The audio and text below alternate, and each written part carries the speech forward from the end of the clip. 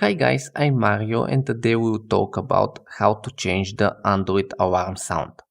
It's pretty easy to change the sound of your Android alarm to whatever you want, so let's get started.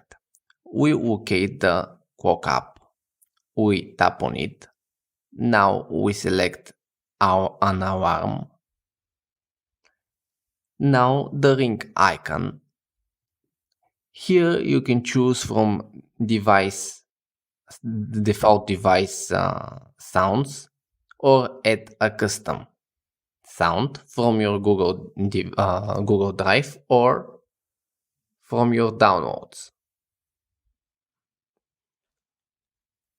It's worth mentioning that you can connect YouTube Music or Spotify to your alarm by tapping on the three dots at the top right. That's it, thanks for watching. If you like this video, press the like button and consider subscribing to my channel.